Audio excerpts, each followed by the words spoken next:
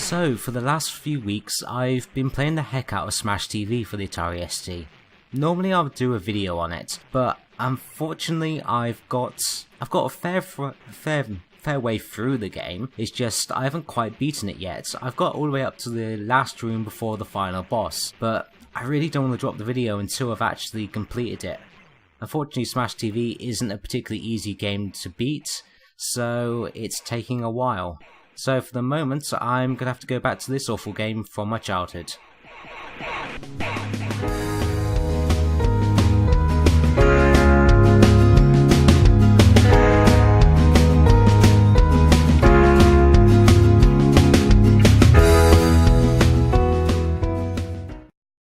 Have you ever bought a game and had the wrong title inside?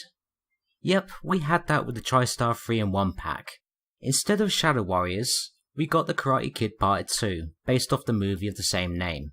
The worst thing is, I really do want to play Shadow Warriors. I even went to buy it again off eBay, and I think that one of the 3 discs isn't working right. So, unfortunately I think that's disc 1, so I've yet to play it. But anyway, the Karate Kid was released in 1986 by Microdeal, and is one of the many movie cash-ins that you will find littered throughout video game history. It loosely follows the movie of the same name, with Daniel travelling to Okinawa in Japan and getting into a bunch of trouble with the local youths. I wouldn't be surprised if the game started out to be something else and later on they got the Karate Kid license and slapped it on the cover. Aside from a few screen grabs during the special stages, there's not really anything substantial to link it to the franchise. It's a 1 to 2 player one-on-one fighting game with bonus stages after every second round. Yes, you do get to capture a fly with chopsticks, or smash some glass, but apart from that, it's just one-on-one battles. Strangely, the Amiga version is slightly different. It gets slightly different backdrops, and I think there's more levels, but I don't necessarily think that's a good thing. The animation is smooth, and overall the game is presented with some reasonably well-drawn visuals, and some good music and sound to boot. The game, however, is very lazy in the fact that every fighter is simply a colour swap of each other, so it's no wonder that the character animation is good. They only really have one sprite to do. However, the problems start to arrive when you actually play it. Most of your punches and kicks will go straight through your opponent. You seem to have to be very precise with your positioning. If you're too close, then it becomes impossible to hit them. I've actually gone entire bouts actually failing to hit the opponent, despite smacking my opponent in the face multiple times. Often when I win a bout, it never seems like a measurement of my skill. It's more of luck of whether the game will register the blow. Furthermore, as I've previously alluded to, each enemy is virtually identical in appearance. Aside from the coloured uniform and speed different over the last, there's very little difference to separate them all, and it therefore means that repetition will happen very quickly, and this isn't a very long game at all. If you want a good karate game for the ST, then try one of the international karate games. The first international karate game does have some collision detection problems, but looks and plays a lot better despite them both being released in 1986. This is truly a terrible game to play and has to be one of the worst fighters ever made. Now, I've never actually beaten this game on my ST. Not because of the difficulty, but because my ST crashes the game on the second bonus stage. It's the one where Daniel is trying to smash the ice. For some reason my ST just freezes up. Maybe it's trying to tell me to stop playing. I don't know if it's like this for all copies of the Atari ST version, and they never bothered to test it because they thought no one would get this far. So for the following video, I decided to end up using a cracked version on my emulator, just so I can actually beat it. Strangely, this cracked version completely skips the aforementioned bonus stage, which happens just before the last fight. So maybe it is bugged. But ultimately I finished it under 5 minutes, so really, do I care too much about this game? Not really. But if anyone else has a version of the Karate Kid where the bonus stage actually works, then please leave a comment and let me know, or it's just my copy of the game. I have no idea. But anyway, if you want to see the rather... well, it's difficult to sum it up into words, but like all bad games, this has a truly terrible ending. And, well, if you want to see what the ending is, go straight to the end of this video. Otherwise, let's get on with it. So this is my playthrough for the Karate Kid Part 2.